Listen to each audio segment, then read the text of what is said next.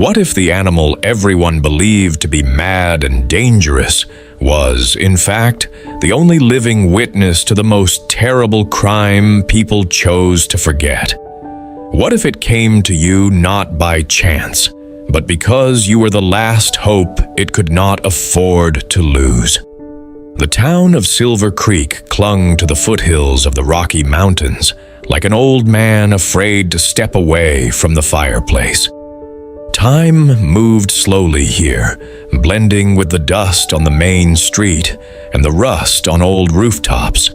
People knew each other by name, but they didn't ask unnecessary questions. It was an unspoken rule of survival in a place where winters lasted 9 months, and the nearest large city was half a day away over a jolting road. Here, people were born, married, buried, and born again, and each new turn of that cycle was indistinguishable from the last. And everyone knew, if you didn't want your secrets dragged into the light, you didn't touch anyone else's. Nora Bennett stopped smiling 2 years ago, not on the day her husband Jack was found in a ravine with a crushed skull, but a week later when Sheriff Gage closed the case, saying, "He slipped off the cliff. The horse got spooked. It happens." She knew it was a lie. Jack had broken horses for 20 years and could sit a saddle better than he could stand on the ground. He could ride across the steepest slope without spilling a cup of coffee. But she had no proof, and in Silver Creek they taught you, no proof meant no crime. Gage hadn't even conducted a proper investigation. He came to her 3 hours after the body was found, and his boots were clean. He hadn't even gone up into the mountains. Nora tried to argue. She went to his office, stood in the doorway, clenching her fists so tightly her nails dug into her palms. "He didn't fall," she said. "Someone hit him. I know it. I can feel it." Gage looked at her with that expression of tired condescension she hated more than anything. "Nora," he said, "grief clouds the mind. You know that. Jack was a good man, but the mountains are the mountains. It happens." She didn't believe him, but what could she do alone, without connections, without money, without power? She became a veterinarian. People both feared and respected. Feared because she spoke the truth to their faces. Respected because she saved animals when others gave up. But inside her, a void had formed, one she filled with work, solitude, and the silence of her house on the outskirts, where the wind howled so loudly it drowned out even her memories. She had become a shadow of the woman she once was, and it seemed to her that it would be that way forever. Everything changed on the night when a downpour struck, one that came to these parts once in a decade. The sky split open, and water crashed down in a solid wall, turning roads into rivers and fields into lakes. Thunder struck so hard, the window panes trembled, and lightning tore shapes out of the darkness, trees bending under the wind as if begging for mercy. Nora sat in her office, sorting through old records, when she heard a sound. Not a knock at the door. It was the sound of hooves in the mud, heavy, desperate, and then a dull thud, as if a large body had collapsed on the porch. She grabbed a lantern and stepped out into the cold rain, which instantly soaked her shirt through, clinging to her skin. On the steps, breathing heavily, lay a horse. No, not lay. It had collapsed onto its knees, trying to rise, but its strength was failing. It was a massive stallion, the color of dark bronze, with a broad chest and long legs trembling with strain. In the lantern light, its coat gleamed, covered not just in mud, but in something darker that the rain washed away slowly, reluctantly. Blood. There was so much of it that it mixed with the rainwater and spread across the wooden steps in a pale red pool. Nora dropped beside it, her hands already moving instinctively along its neck, checking the pulse. The stallion flinched, but did not strike. Its eyes, huge, black, with an unnatural shine, fixed on her. There was no usual submission or dull pain she had seen hundreds of times in wounded animals. There was fear, but not of her. Fear of whatever it had come from. And something else. Something she could not name at first, but that made her heart beat faster. Hope. This animal was looking at her as if it had been searching for her, as if she were the only one who could understand. "Easy, easy," Nora whispered, her voice hoarse from long silence, sounding unfamiliar even to her. "I won't hurt you. You're safe. Do you hear me? You're safe." She examined the wound on its side. Deep, torn, but not fatal if treated now. But the edges were strange, not like an impact from a branch or a rock. Too clean, as if something sharp and metallic had cut it. And something else. Beneath the layer of dried blood, her fingers felt irregularities. Not scars, not natural markings. Letters. Someone had branded this animal. But why? And who? Her fingers trembled as she traced those shapes, trying to understand what they meant. Out of the darkness, a man stepped forward. She recognized him. Wilkes, a cattle rancher from the southern farm, a man with heavy hands and an empty gaze. He held a rope that led to the stallion's halter, but he himself stood at a distance, as if afraid to come closer. His face was pale. Even in the dark, it was clear how drained it looked. Rain ran down his cheeks, but Nora knew. It wasn't just rain.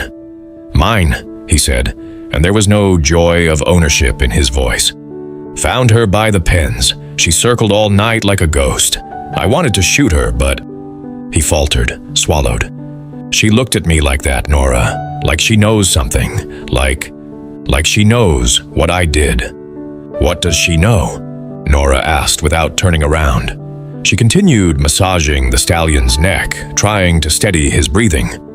Wilkes was silent for a long time. Rain hammered against the clinic's tin roof, and the sound felt too loud in the hanging silence. He shifted from foot to foot, and Nora could feel his fear like a physical scent. "Take her," he finally said. "She belongs to no one, and no one needs her. Nothing but trouble. Wild, rabid. My boy broke his arm trying to bring her in, and she was like she was looking for someone. All night she kept staring toward your house, like she knew." Nora lifted her eyes. The stallion was looking at Wilkes, and there was something in its gaze that made the rancher take a step back. Not a threat, judgment. The animal looked at the man the way a judge looks at a criminal. "She found them," Nora said quietly. She didn't know why she said it. The words came out on their own. Wilkes left, dropping the rope behind him. He walked away quickly, almost at a run, and Nora heard him stumble on the threshold, curse, and disappear into the wall of rain. She remained on the porch with the stallion, which seemed to exhale when it realized Wilkes was gone. "Well then," she said, running her hand along its wet muzzle. "Let's get you inside. We'll see what happened to you." She led the stallion into the operating room, speaking to it calmly and evenly, the way Jack had once taught her. She told it about the weather, about winter coming soon, about needing to fix the roof of the pen because last year the wind had nearly torn it off. She spoke to distract herself from the fear growing in her chest. The animal did not resist. It stood while she cleaned the wound, stitched it, applied the bandage, and only occasionally shuddered all over, as if struck by a chill unrelated to pain or cold. When she finished, the stallion turned its head and licked her hand. Its rough, warm tongue brushed her fingers, and suddenly, Nora felt something inside her, something that had been tied into a tight knot for 2 years. begin to slowly loosen. She named him Shadow, because he seemed unreal, slipping along the edge of her world, ready to vanish the moment she looked away. And because in his eyes there was such depth that, looking into them, she saw not only her own reflection, but something else, something hidden in the darkness of his memory. The first few days, he didn't eat, didn't drink, didn't lie down. He stood in the pen behind the clinic, his head turned toward the mountains, and watched. His ears moved constantly, catching sounds Nora could not hear. He stood like that for hours, motionless like a statue, and only the wind stirred his mane. At night, he struck the wooden wall with his hoof, once, twice, 3 times, a pause, and again. Rhythmically, methodically, as if counting down to something inevitable. Nora woke to that knocking, lay in the darkness listening, and felt the fear she had buried in work return, pulsing in her temples. On the 3rd night, Nora woke to silence. The knocking had stopped. She stepped out onto the porch in just her shirt, forgetting the cold. The moon hung low, flooding the yard with silver light, and every stone, every blade of grass was visible as clearly as if the world had been carved from glass. Shadow stood at the very edge of the pen, his body taut like a drawn bowstring. He wasn't looking at the mountains, he was looking at her.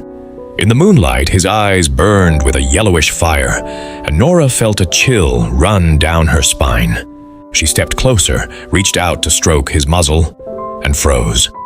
On his side, along the seam she had stitched, lines had appeared. At first, she thought it was dirt, but looking closer, she realized the lines formed letters, as if someone had burned them into the skin, and now, as the wound healed, they were emerging again.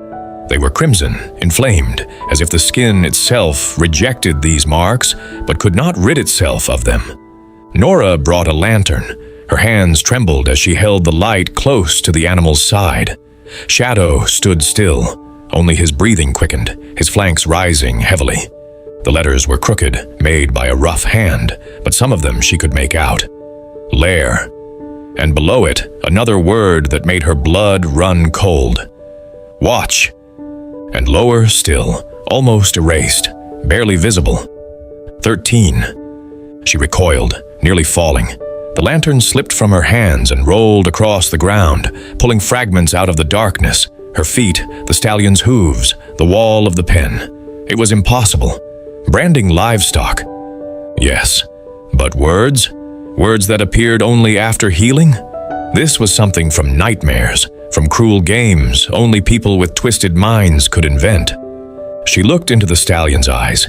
He did not look away, and in that moment she understood. He was not just an animal. He was a message, or evidence, or a cry for help that no one had heard until her. "Who did this to you?" she whispered, running her fingers along the scar. "Who?" Shadow exhaled, deeply, almost human, and lowered his head, pressing his forehead against her shoulder. She felt his warmth, his weight, and suddenly understood.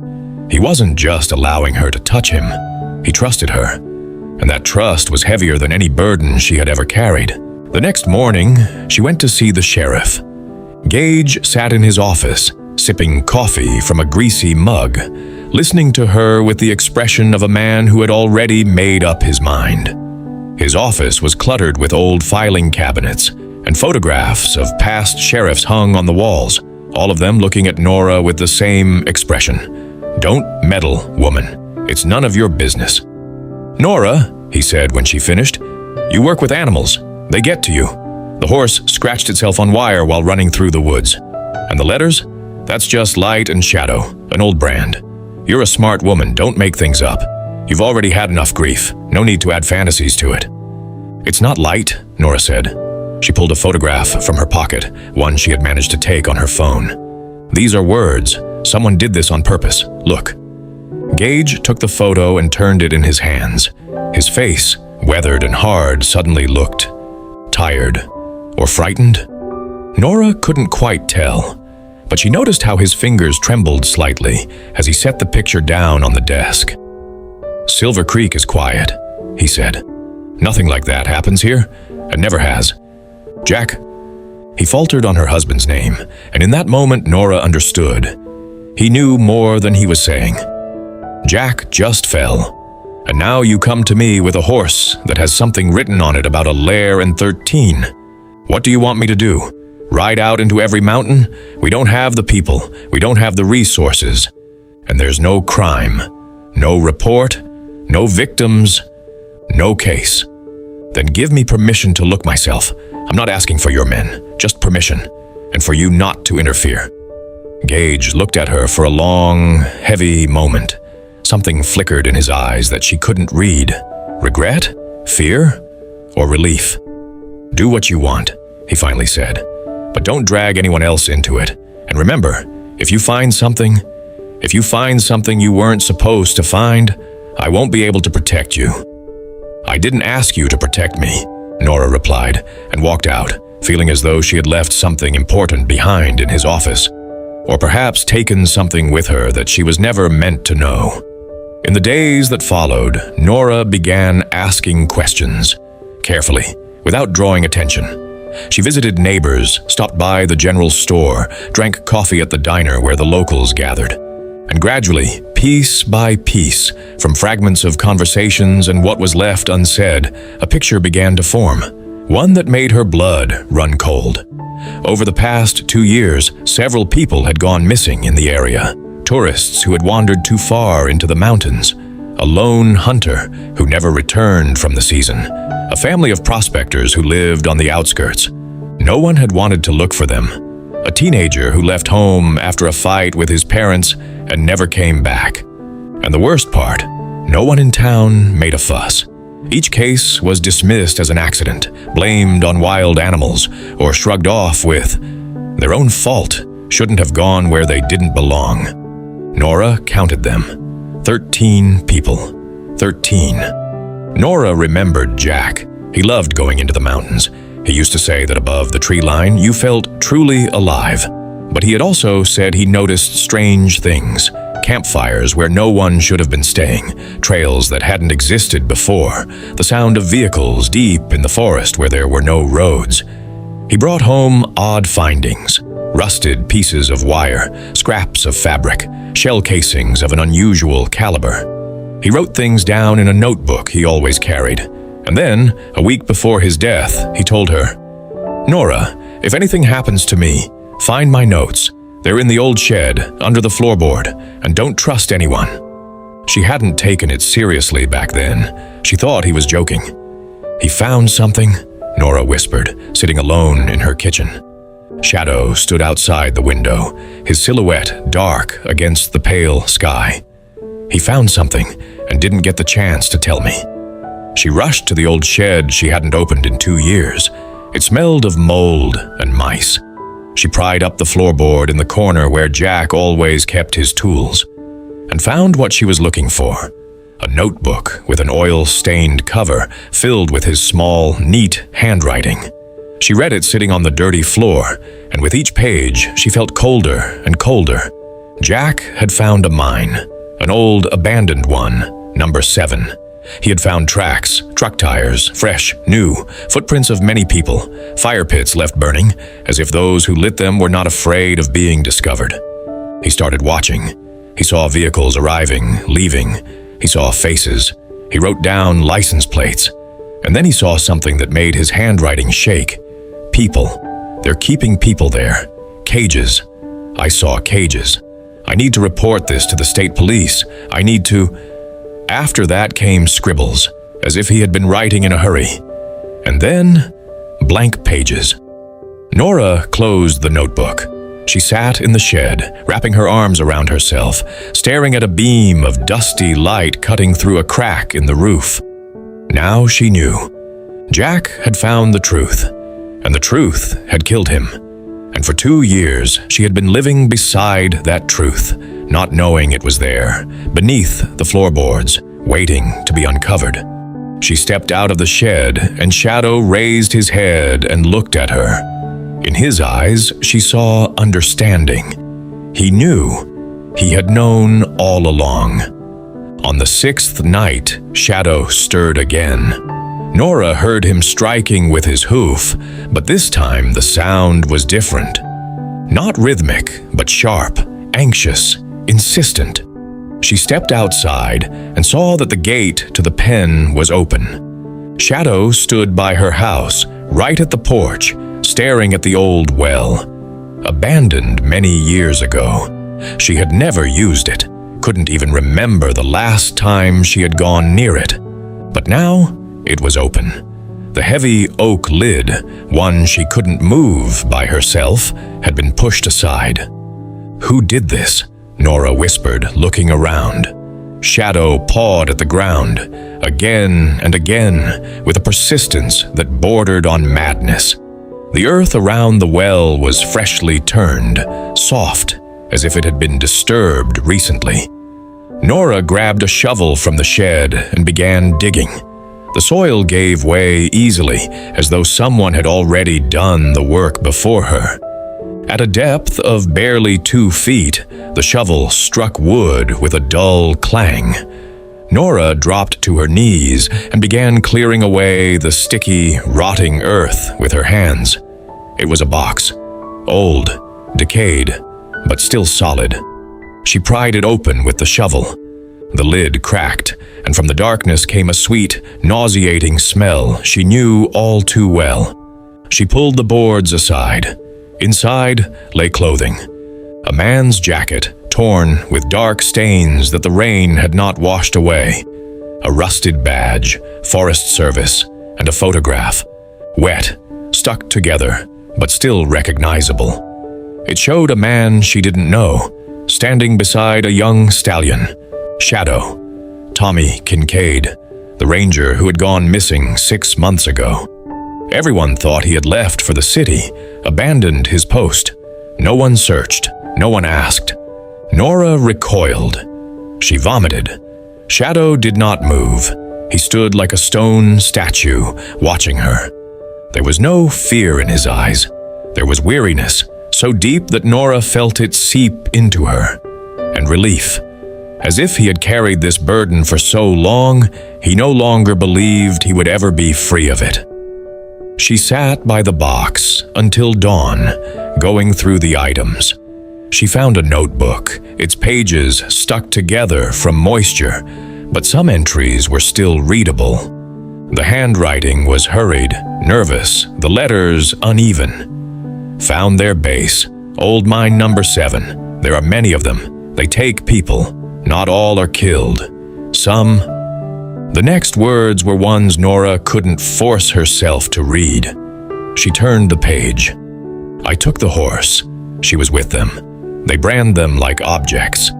But this one is different. She sees. She remembers. If I don't come back, let her find someone. Let her lead them there. Let her... The last entry had been written in haste, the pencil barely leaving a mark. They're coming. I hear them. If you're reading this, it means the horse did its job. Don't let them get away. There are 13 of them. 13 names. 13 lives. 13... Nora closed the notebook. She sat on the ground, dirty, exhausted, holding it in her hands, and cried. For the first time in 2 years.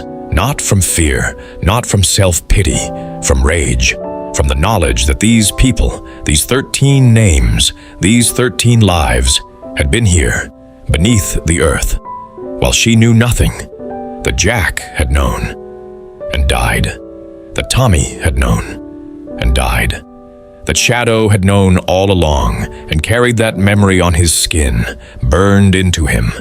She went back to the sheriff, but this time, not alone.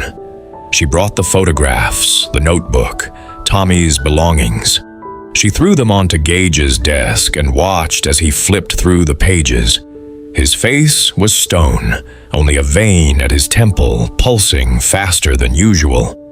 He read slowly, as if hoping the words might change if he stared at them long enough. You knew, Nora said. It wasn't a question. I knew there were problems, Gage replied, not looking at her. I knew there was someone in the mountains, but I didn't know. He faltered. I didn't know it was this serious." "You didn't want to know," Nora corrected him. "Like everyone else, it's easier to close your eyes than to look for the truth.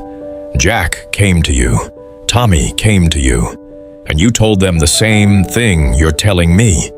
No resources, no men, no case." Gage looked up at her. In his eyes was the same exhaustion she had seen in Shadow, and something else: shame. "What are you going to do?" he asked. "What you should have done. I'm going there. I'm going to that mine. I'll get out whoever is still there, and I'll bring back the ones who did this. That's dangerous. If they killed Jack, if they killed Tommy, they'll kill you too. You don't even understand who you're dealing with. These aren't just bandits, Nora. This is—" He stopped, as if afraid to say the next word. "Who are they?" Nora asked. "Do you know their names? Do you know who they are?" Gage was silent for a long time, so long that Nora had already turned to leave. "I can't," he said at last. "I can't go there, but I won't stop you." And he opened a drawer, took out a key, and handed it to her. "There's a rifle in the gun cabinet. Take it, and ammunition. A lot of ammunition." Nora took the key without a word. She stepped outside, and the cold wind struck her face, carrying the scent of the mountains and the danger ahead. But in her chest burned a fire she hadn't felt in 2 years, a fire Jack had lit, one Tommy had carried, one that burned in Shadow's eyes. She prepared for 3 days, gathered supplies, checked the weapon Jack had left behind, and the rifle from Gage's cabinet. Shadow stood nearby, watching her every move. He didn't eat, didn't sleep, yet his strength seemed only to grow. On the day she saddled him, the stallion for the first time came to her on his own, lowered his head, and allowed the bridle without the slightest resistance. He looked at her calmly, steadily, as if saying, "I'm ready. Are you?" They set out before dawn. The town still slept as they passed the last houses and entered the forest. Nora looked back once, at the dark windows, the sleeping homes, the people who chose not to know. And she understood that she would never return here, not as the person she had been. Shadow moved with certainty, choosing paths that weren't on any map, crossing streams known only to old hunters. He was leading her to where he had once been with Tommy, and perhaps with Jack. He was leading her along a path burned into his memory, as deeply as the letters on his side. The forest grew thicker, darker, the air filled with the scent of wet bark and rotting leaves. The silence here was different, dense, heavy, as if the forest itself was holding its breath. No birds, no animals, no wind, only the steady rhythm of hooves and her own breathing. Nora felt the tension rising with every step. She gripped the rifle slung across her back and counted the beats of her heart. By noon, they reached an old forest road, so overgrown it could only be noticed if you knew where to look. Shadow slowed, his ears sharpening, his nostrils flaring as he caught scents no human could detect. He stopped, and Nora understood. They had arrived. Ahead, in a hollow between 2 rocky ridges, the entrance to an old mine was visible. It was blocked with stones, but not completely. Someone had cleared a passage wide enough for a person to squeeze through. To the side, partially covered with branches, stood 2 trucks with tinted windows, and a third, smaller one, with an open bed where Nora saw cages. Small, cramped, welded from rebar. In one of them, dirty clothes had been thrown. Nora dismounted. Shadow jerked slightly but stayed in place, his body tensing like a spring. She tied him to a tree, though she knew he wouldn't leave. He had been waiting for this moment too long. "Wait for me," she whispered, running her hand along his muzzle. "I'll come back." She approached the mine, pressing herself against the rock. Voices came from inside. Several men speaking quietly but harshly. She couldn't make out the words, but the tone was familiar. Traitors.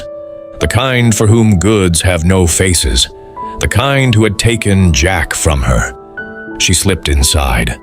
The entrance tunnel widened into a large chamber lit by gas lamps. What she saw made her heart stop, and then start pounding 3 times harder. Cages lined the walls, larger than the ones in the truck, but just as terrifying, welded from thick rebar with locks gleaming in the dim light. Inside, people. 3 men, 2 women, a teenager. They sat huddled together, looking at her with eyes in which hope had almost died. One of the men, elderly with a gray beard, tried to stand, but his legs gave way, and he collapsed to his knees. The woman beside him began to cry, but silently, as if she had forgotten how to cry out loud. In the center of the chamber stood a table covered with papers, photographs, money. 4 men sat around it, playing cards. Nora recognized one of them, Wilkes, the same rancher who had brought Shadow to her. He sat slouched in his chair, cards in hand, smirking at something. His face was calm, almost bored. He looked up and saw her. His smile didn't disappear. Only his eyes grew colder, like a snake's. "I told you," he said calmly, setting the cards aside. "This woman would stick her nose where it doesn't belong. Stayed quiet for 2 years, and now here she is. Found your little horse, did you?" Nora pulled out the revolver she had kept in her jacket pocket. "Don't move," she said. Her voice was steadier than she expected. She aimed straight at Wilkes's chest. Wilkes smirked. The others didn't look frightened either. One kept shuffling cards. Another reached for a mug of coffee. Ahead, in a hollow between 2 rocky ridges, the entrance to an old mine was visible. It was blocked with stones, but not completely. Someone had cleared a passage wide enough for a person to squeeze through. To the side, partially covered with branches, stood 2 trucks with tinted windows, and a third, smaller one, with an open bed, where Nora saw cages. Small, cramped, welded from rebar. In one of them, dirty clothes had been thrown. Nora dismounted. Shadow jerked slightly but stayed in place, his body tensing like a spring. She tied him to a tree, though she knew he wouldn't leave. He had been waiting for this moment too long. "Wait for me," she whispered, running her hand along his muzzle. "I'll come back." She approached the mine, pressing herself against the rock. Voices came from inside, several men, speaking quietly but harshly. She couldn't make out the words, but the tone was familiar. Traitors, the kind for whom goods have no faces, the kind who had taken Jack from her. She slipped inside. The entrance tunnel widened into a large chamber lit by gas lamps. What she saw made her heart stop, and then start pounding 3 times harder. Cages lined the walls, larger than the ones in the truck, but just as terrifying, welded from thick rebar, with locks gleaming in the dim light. Inside, people. 3 men, 2 women, a teenager. They sat huddled together, looking at her with eyes in which hope had almost died. One of the men, elderly, with a gray beard, tried to stand, but his legs gave way, and he collapsed to his knees. The woman beside him began to cry, but silently, as if she had forgotten how to cry. Out loud. In the center of the chamber stood a table covered with papers, photographs, money. 4 men sat around it, playing cards. Nora recognized one of them, Wilkes, the same rancher who had brought Shadow to her. He sat slouched in his chair, cards in hand, smirking at something. His face was calm, almost bored. He looked up and saw her. His smile didn't disappear, only his eyes grew colder, like a snake's. "I told you," he said calmly, setting the cards aside. "This woman would stick her nose where it doesn't belong. Stayed quiet for 2 years, and now here she is. Found your little horse, did you?" Nora pulled out the revolver she had kept in her jacket pocket. "Don't move," she said. Her voice was steadier than she expected.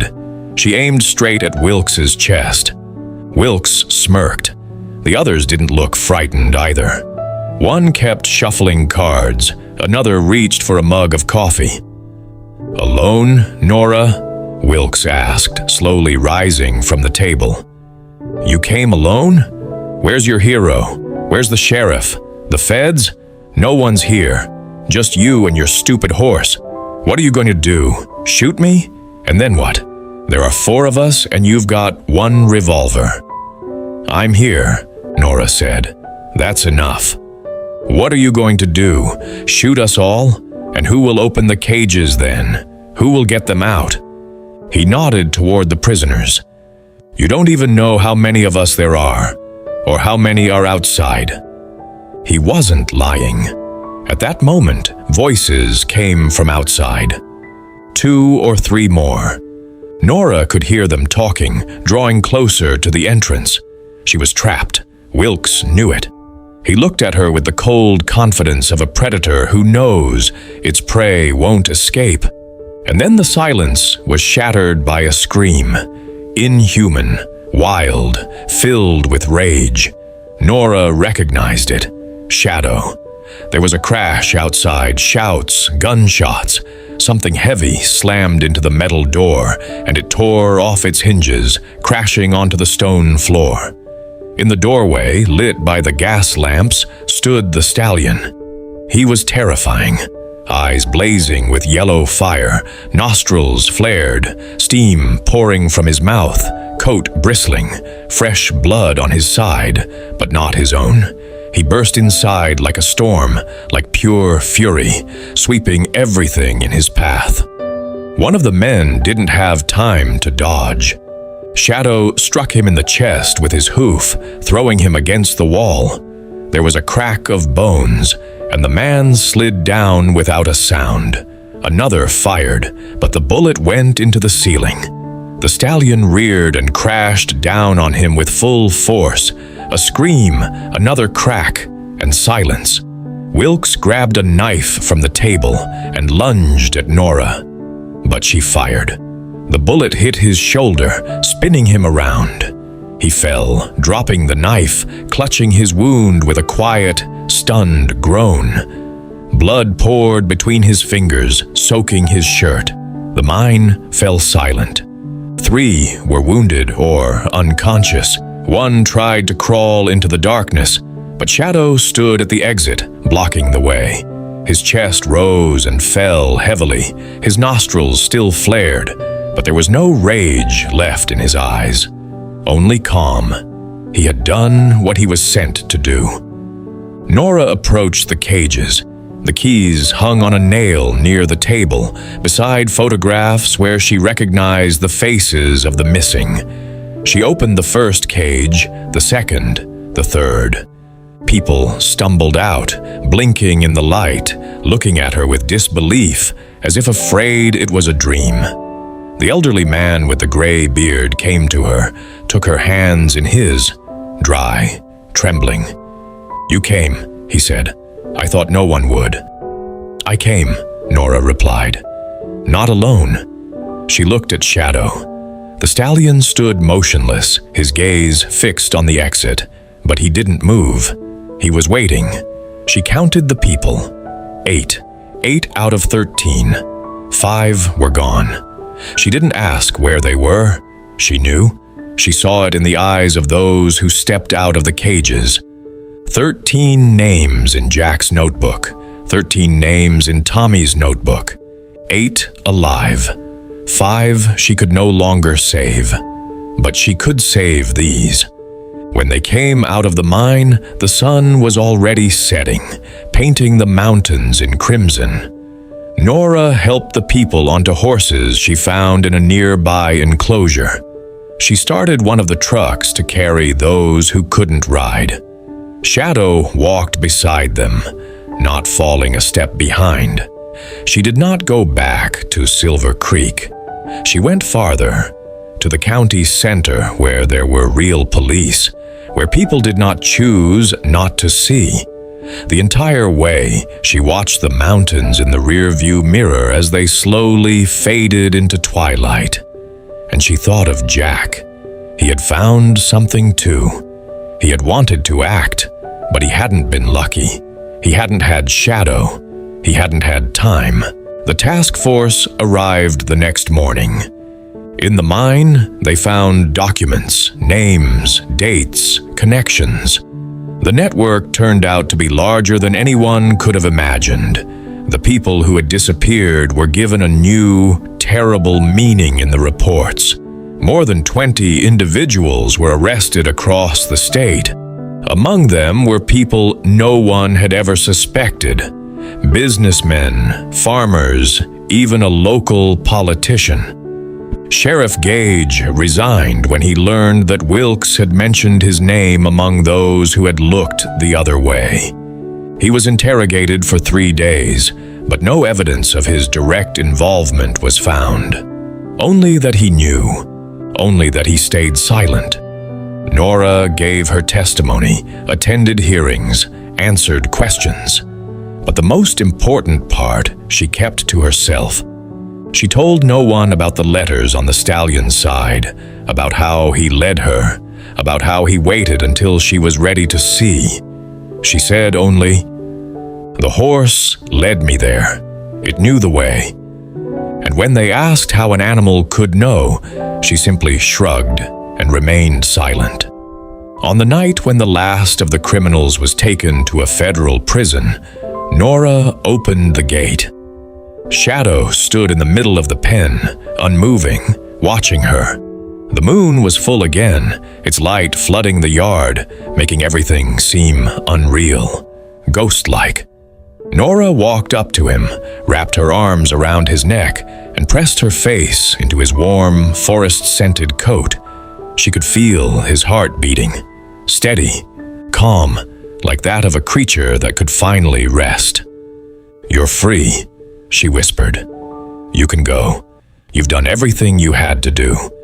Tommy can rest now. Jack can rest now. You did it." Shadow stood there for a long time, so long that Nora almost believed he would stay. Then, slowly, he walked out through the gate. He took a few steps, stopped, and looked back at her. His eyes in the moonlight were deep and calm. He looked at her as if saying goodbye, or thanking her, or promising that one day he would return. Then he disappeared into the forest, without looking back again. Thank you for watching and spending this time with us. If this story touched your heart, please support the channel by liking the video and subscribing. Your support helps us continue sharing powerful stories like this. Don't forget to turn on notifications so you never miss a story.